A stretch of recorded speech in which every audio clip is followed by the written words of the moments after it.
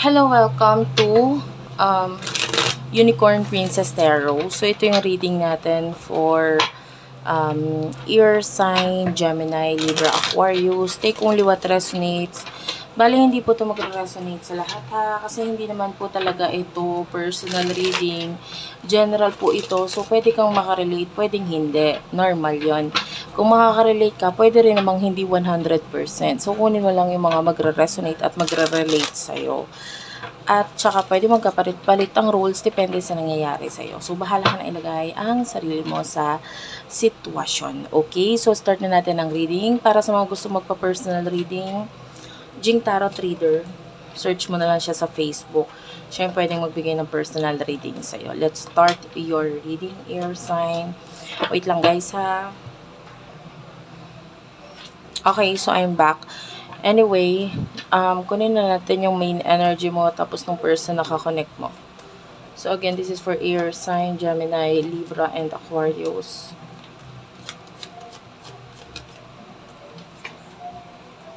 Six of Cups. Ace of Wands.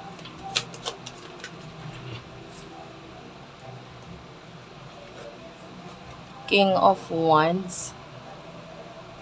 Kunin natin yung person na kakonect mo.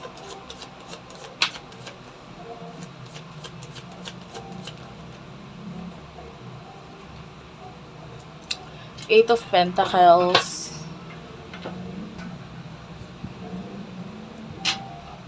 Knight of Swords. By the way, nakakakita ko ng parang sausage. So, I don't know if you're eating sausage or ano.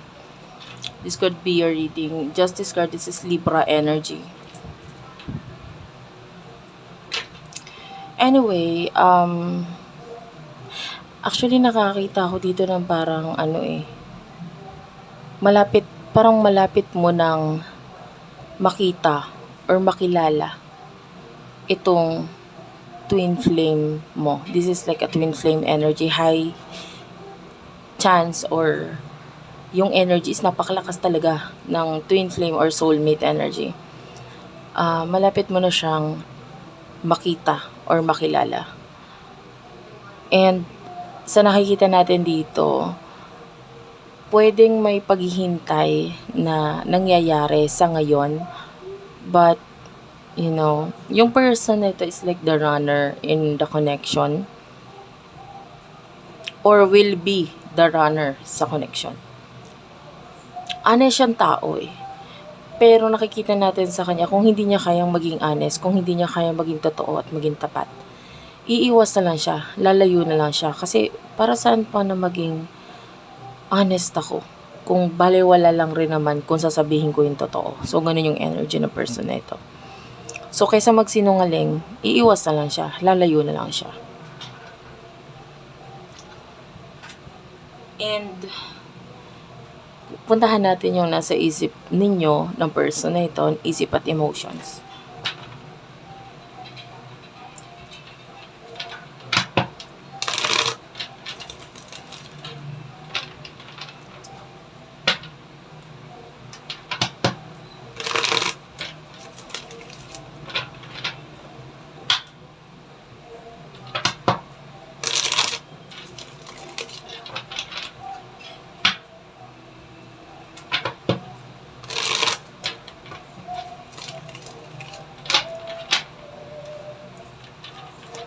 Ano yung mga nasa isip at emotions ninyo ng person na kakonect mo? You do have here the Star.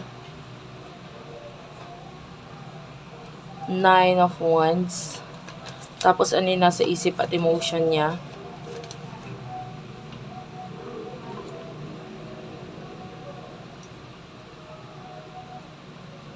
Six of Swords and the Three of Cups.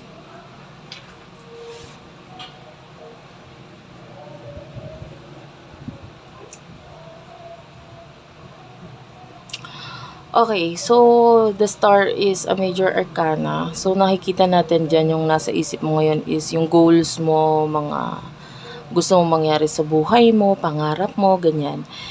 And also, yung iba sa inyo yung nasa isip mo is yung mga challenges ngayon sa buhay mo. I feel like sa ngayon, meron kang something na nagsisimula sa'yo and or meron kang something na sinisimulan and nandito yung focus mo.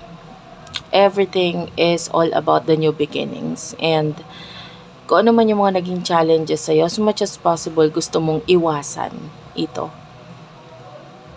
And ikaw yung tipo ng tao na pag natuto ka. As much as possible, ayaw mo nang maulit yung ganun. So, prevention ang ginagawa mo para malutasan itong mga challenges na ito sa buhay mo.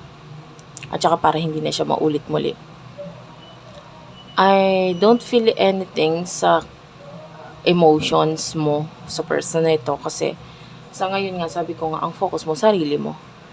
With regards to your person, this person is currently moving on from something. Nag-move on siya maybe from a different connection. And then parang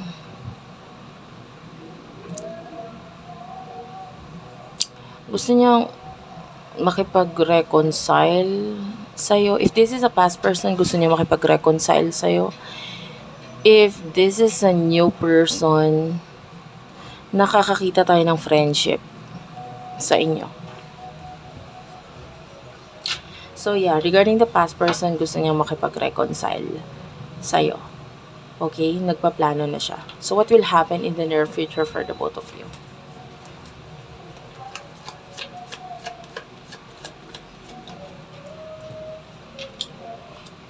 King of Cups is here.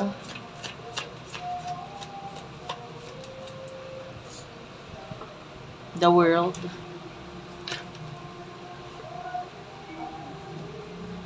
Two of Wands and the Five of Wands. Clarify natin what's with the Five of Wands. The Page of Pentacles. Okay. Nakakakita tayo ng distance sa inyong dalawa ng person ito in the future. With the King of Cups, ikaw yung tipo ng tao na once na nagmahal ka talaga. Ipapakita mo at ibibigay mo lahat ng kaya mo ibigay sa minamahal mo. And because of this, dahil sa ugali mong ganun, marami ang gusto ng something sa'yo. Okay? Alam mo yun, pag kaibigan ka talagang tunay. Pag sa relasyon, nandun yung commitment sa'yo once na magmahal ka ng tao. And dahil doon, marami ang gustong maging kaibigan mo, marami ang gustong maging kakonect mo, no? Or kumonect sa'yo. Or kung magkakaroon man sila ng karelasyon, at least man lang yung katulad mo. And then, yung person na ito in the future, nakakita tayo dito ng panlalaban regarding sa pakikipag-connect sa'yo. Kasi parang hindi niya pa kayang iharap ang sarili niya. Nahihiya pa siya. Marami pa siya nakikitang kakulangan. Mostly ay financially, usapang financial. Yung mga kakulangan na meron dito sa person na ito. But anyway, this person will be watching you kahit palayo siya or kahit hindi siya nagtitake ng actions, nakikita natin na mamasdan at papanoorin ka niya sa malayo. And lalo na if this is actually a twin flame connection, there's a lot of love, pero honestly, hindi pa kayang mahalin or hindi pa kayang harapin kasi hindi pa siya sigurado, especially hindi pa tayo nakakita ng success sa person na ito. So thank you for watching. I love you all and bye-bye.